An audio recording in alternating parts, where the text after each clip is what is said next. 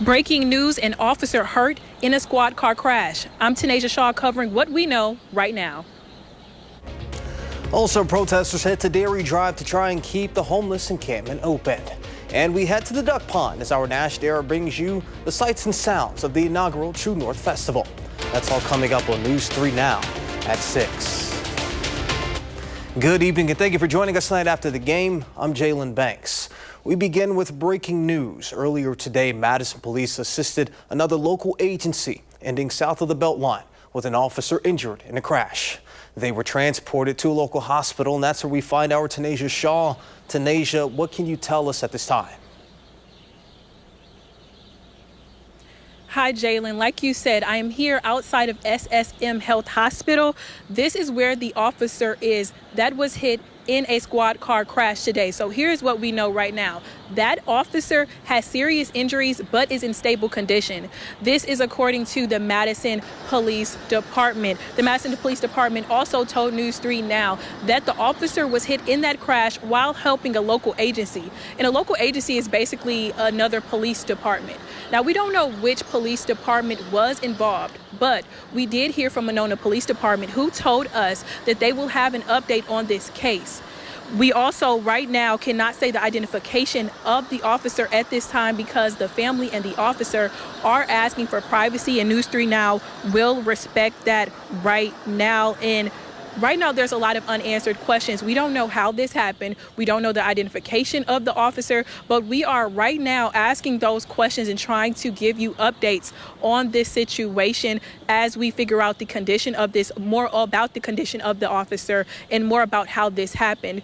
We will give you updates on this during our newscast tonight at 10 and online. But for now, Jalen, I'm going to send it back to you in studio. Reporting in Madison, Tanisha Shaw, News 3 Now. All right, Tanisha, thank you for that update. As she mentioned, we'll keep you updated both on air and online. For now, let's go ahead and get a look at your first one forecast with Chief Meteorologist Alex Harrington joining us this weekend. Alex, what should we expect as we head into the latter parts of this week? More summer-like weather. Going to continue and continue. We're going to do 78 on Sunday, lower 80s to start the week, lower 80s to end the week, and then everything in between and outside of that, upper 70s to right around 80 degrees. There's nothing fall-like in this forecast, not temperature-wise at least. There's also no rain over the course of the next 7 days, so get ready for a summer-like stretch of warm and very dry conditions. This seems a bit like a broken record, but it's all part of the three things you need to know here. There's a little tweak to this. The low around 50 tonight, staying warm as we just said. But perhaps as we head into next weekend and going out into the following work week, we have some better news on the rain potential. So when I come back in a couple of minutes, we're going to talk about these warm temperatures, and we'll give you a glimpse of how warm the temperatures will be in your community as we go into Sunday, and more on some of those rain chances and some of the latest on tropical weather systems that may impact parts of the United States. All right, sounds good, Alex. We'll see you in just a bit. And as always, you can track the forecast for yourself on the First One weather app. It is hourly planners, road conditions, and even radar. You can download it for free in your phone's app store. Just search WISC Weather. To some developing news now out of Rock County, as a SWAT team was activated early Saturday after a man allegedly armed himself with a knife at a commuter lot in the town of Newville. Several agencies responded to the 1100 block of North Godey Road at 1 a.m. The sheriff's office said the man had an active felony arrest warrant, and attempts to contact him were initially unsuccessful as he refused to leave his vehicle. After several hours, the man was eventually taken into custody. The sheriff's office says in addition to the warrant, the man will face new criminal charges for this incident and will appear in jail court at a later date. Today, dozens of people met to protest the city of Madison's vote on the Dairy Drive homeless encampment. About 20 people will be displaced after the city decided they will not renew the contract at the campsite today. Roughly 30 people had to protest and speak out against this decision. They met outside of the encampment and made T-shirts and tote bags that they will wear at Tuesday's city council meeting for silent protest. Residents were asked to move out of the Dairy Drive encampment yesterday. News 3 Now did see people still at the encampment Saturday afternoon. It's also still pretty scary. Some people were able to stay here last night. Police action isn't supposed to be implemented as trespassing until Wednesday, but it's very hard for people to secure housing and move out with such short notice. So we're mostly making sure people get fed and water and make sure everyone's healthy and safe and know the community's not leaving them behind. Again, community members do plan to protest again at the city council meeting this upcoming Tuesday. Public Health Madison and Dane counties issuing an overdose spike alert. Health officials say EMS responded to 5 confirmed overdoses recently. It's still unclear what's behind the spike. They say the makeup of street drugs may have changed, possibly including opiates, fentanyl, or other synthetics. Officials are urging people who use drugs or know someone who does carry Narcan. Fentanyl test strips are also available at Public Health Madison and Dane counties' East Washington and Park Street locations. Public Health also wants to remind you of the warning signs of an overdose. This includes pale, sweaty, and clammy skin, lips or fingertips turning blue, slow or irregular breathing, and difficulty or inability to wake up. The Behavioral Health Resource Center is available for treatment and recovery. UW Health is expanding its support for student athletes here in Madison. They are now working at the 4 public Madison high schools, helping students develop long-term athletic skills and healthy habits. That includes West, Memorial, and East, with plans to expand to La Follette in November. At West, Murmurick and Satoji spends afternoons guiding athletes through warm-ups, speed drills, and strength training. I had a couple athletes, football players, come up to me telling me how they feel much stronger and they felt like they were able to sustain every drive throughout the entire game because I worked with them for the past 2 years. He added that their efforts for students do not focus on any specific season or sport, but to support physical fitness and lifelong results. A beloved Madison figure celebrating their 85th birthday. Today, across parts of downtown Madison, Madisonians gathered for a Bucky's birthday bash. The event featured a parade down State Street, a party at the Terrace, and a release of a Bucky-themed ice cream flavor. Athletics' first time ever celebrating in this scale for Bucky's birthday, and so we saw 85 years, and it's 85 years of push-ups and 85 years of smiles and laughs, and so we wanted to really bring Bucky into the community and go all out for his 85th birthday. We think he's the best mascot in the nation, obviously, and so we really just wanted to get him in the community and have the community receive the love. The next Bucky birthday celebration is Thursday, October 2nd at the Badger women's volleyball game. Food, music, art, clothing are just a few things that make up a culture, and those were celebrated today at the 6th annual Sun Prairie Multicultural Fair. Sheehan Park for the day was home to cultural dances and cuisine. Sun Prairie and Wisconsin and Madison area in general has a very large Hmong population. Right behind you, we've got one of our vendors who are selling drums and woven baskets from Africa, and so we've also got food vendors who are selling a variety of food. One of our vendors is Cafe Costa Rica, so selling Costa Rican food from his heritage. The event's goal is to create an all-inclusive atmosphere for all backgrounds. The True North Festival is back, featuring some of the best food and music in southern Wisconsin. News 3 Now's Nash Dara joins us now with the sights and sounds from the festival. I am here at the Duck Pond at the north side of Madison, where usually you'd be here to watch a baseball or softball game, but today there is a special event that is a bit different. Today, Warner Park is hosting the first ever True North Festival.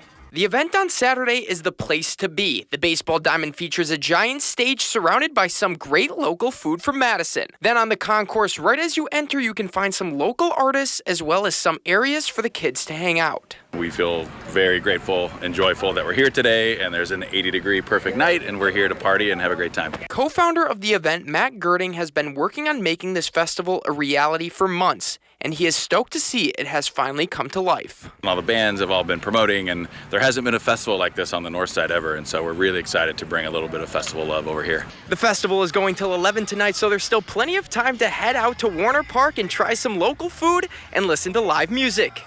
At the Duck Pond, Nash Dara, News 3 Now. Nash, thank you. Coming up next on News 3 Now at 6, video game maker Electronic Arts is in reportedly talks to go through a private deal that's valued at $50 billion. Plus, President Trump announced Saturday he's sending federal troops to Portland, Oregon. We hear from state leaders and officials.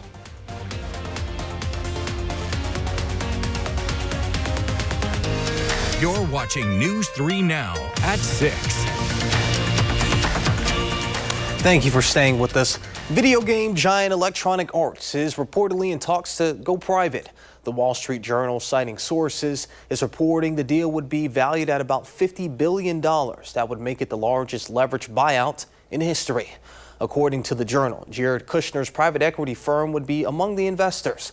Kushner is President Trump's son-in-law. The Journal is reporting a deal could be announced as soon as next week. EA is behind the franchises Madden, The Sims, and FIFA. President Donald Trump is calling on Microsoft to fire one of its top executives. Lisa Monaco served as Deputy Attorney General in the Biden administration and was recently hired by Microsoft as President of Global Affairs. In a social media post, President Trump called Monaco a menace to U.S. national security and cited the major contracts that Microsoft has with the government. The post ended with Trump saying that in his opinion, Microsoft should terminate her. The move follows Trump's pattern of publicly targeting perceived political enemies and comes one day after former FBI Director James Comey's indictment. There was no immediate response from Microsoft. The president announced Saturday he's sending federal troops to Portland, Oregon, a city he describes as war-ravaged. Oregon officials say the troops are unwelcome. CBS News' Willie James Inman has more. President Trump on Saturday ordered the deployment of troops to Portland, Oregon, a city he called war-ravaged. In a post on Truth Social, the president said he's directed Secretary of War Pete Hegseth to provide all necessary troops to protect Portland and its ICE facilities. The president's post comes 3 days after a gunman opened fire on an ICE facility in Dallas, killing one and critically injuring 2 others, and after a series of anti-ICE protests in Portland. In a social media post responding to the president's announcement, Oregon Senator Ron Wyden said, quote, "My message to Donald Trump is this: we don't need you here. Stay the hell out of our city." The president's plan for Portland comes as Memphis, Tennessee prepares for a National Guard troop deployment on Monday as part of the president's crackdown on crime. For weeks, the Trump administration has been threatening to mobilize federal law enforcement agents to sanctuary cities or cities it deems crime-ridden. So we're going to send the boots on the ground to the places that we know there's a problem. Address the biggest problems first, and that's your biggest cities, or sanctuary cities, whether it's New York, Chicago, Los Angeles, Portland, Seattle. I mean, they're sanctuary cities, and we're going to flood the zone. The White House insists the deployment of federal troops are a help, not a hindrance, with President Trump touting the D.C. takeover leading to increased arrest numbers and reduced violent crime. Willie James Inman, CBS News, Washington. Since July, the Department of Homeland Security has been focused on protesters outside an ICE facility in Portland, saying for months that the site is, quote, under siege. Coming up next on News 3 Now at 6, Chief Meteorologist Alex Harrington rejoins us for a look at your First One forecast.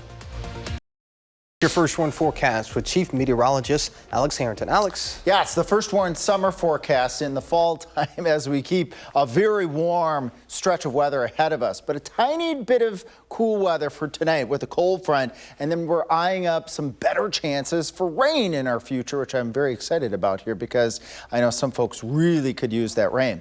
Let's look at the temperature trend here. 80s to start the week, 80s to end the week, and then upper 70s, mid to upper 70s in between and outside of that, as I was mentioning during first weather. And no, this isn't that July-August temperature out. Well, it is July and August temperatures out there. It's not a July-August forecast, but that's what it feels like. No rain in the forecast here for the next 7 days. You're probably wondering, Alex, you just said that there was a chance of some rain, and I do have that for you in the 10-day here. But let's start tonight. We got a cold front slipping down to the south, rather on the dry side, not expecting any precipitation, but cooler to the north, 40s up towards Baraboo, 50 in Madison, and then the low to mid 50s near the Wisconsin-Illinois border. Then that front kind of washes out. We have dry air. We've got sunny skies. We're right back up to the upper 70s, right around 80 degrees, 80 in Janesville, 80 in Platteville, 79 in Baraboo, and 77 in Camp Douglas. 4, we're nearing the very end of September, and what a warm stretch to end September with. And speaking of September, where should we be normal-wise with water? 3 inches should be in that rain gauge in the Madison airport, and we're way below that. For the year, we're slipping now down. We're down by an inch of where we should be for the year, and this dry weather pattern, again, is going to stick around for a while, but does show some signs here of a little bit of water in the forecast. So here's all the dry stuff here from Sunday going all the way out to the end, and I purposefully stood in front of this here. Monday and Tuesday of the following week, a weather system may bring some shower and some thunderstorm chances to the area, so hopefully that reigns true in ARIN, and warm conditions with the CPC outlook here, again, extending well out into October. And we're just right in the fringe of maybe just slightly above normal rain chances as you get a little bit further out into October. Again, we could use some of the water. A lot of folks are probably interested about the tropics. There has been discussion in national news here. Will these weather systems make it and affect the United States? I have good news, at least as of today. Hurricane Humberto, not good news, Category 5 storm. As that races off towards the west and towards the northwest, it does look like it's going to go out to sea. And the same to be said as well with currently tropical depression number 9. This has had some concerns. Will it get the Carolinas as a hurricane? Right now, latest projections take that weather feature, that tropical system, up to the Carolinas and then out to sea, which would certainly be good news here, though they could have some locally heavy rainfall, high surf along the coastlines of the Carolinas. But right now, again, good news here. I know there are a lot of folks, even though we're in Wisconsin, that have family, friends in that part of the country. So I just wanted to give folks an update here that both of those tropical features look like they're going to sneak out to sea, which is good news. Yeah, and there's still parts of the country that are still recovering from the hurricanes we saw last year. So thank goodness it's not making landfall. Yeah, we don't need, because we're right around the same time this time last year with Helene, and this weather system, Tropical Depression 9, hopefully goes right out to sea and doesn't cause any problems. All right, well, sounds good. Thank you, Alex. Still ahead on News 3 now with 6. Badger women's hockey, the defending national champs, take on the Beavers of Bemidji. We'll have those highlights next in sports.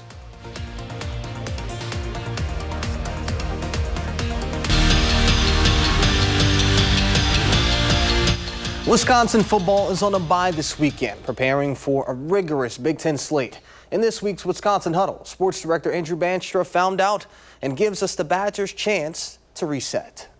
What does a bye week maybe change in terms of how you differ your preparation, and kind of, do you get more time to chill? I mean, in my mind, you get time to just lay down, you know, watch some TikToks, I don't know, whatever it is you like to do, play some cornhole maybe. Right, no doubt. You get some time off, especially after the game. You get 2 days off. I mean, 1 day's off, the next day's meetings and all that, but it's an off day for us. I mean, really for the older guys, kind of trying to take care of our bodies a little bit, letting the older guy or the younger guys get some more reps, put some miles on their legs a little bit. We practice just as hard, and then, but we cut it down, so then Friday, Saturday we'll have off. Sunday we'll come in for meetings, and then Monday starts the work week again. And when you're looking ahead to that schedule in October, it's one of the toughest in the country, and you guys knew that coming in. Do you even think about that slate, or kind of is it more about just getting better at the things that you guys do best? How do you maybe think about that month of October? Yeah, I mean, if we don't focus on what we do best and what we got to improve on, I mean, that stretch doesn't mean nothing, you know what I mean? So we got to worry about where we are now, what we got to fix now, and then once that stretch comes, we'll be there.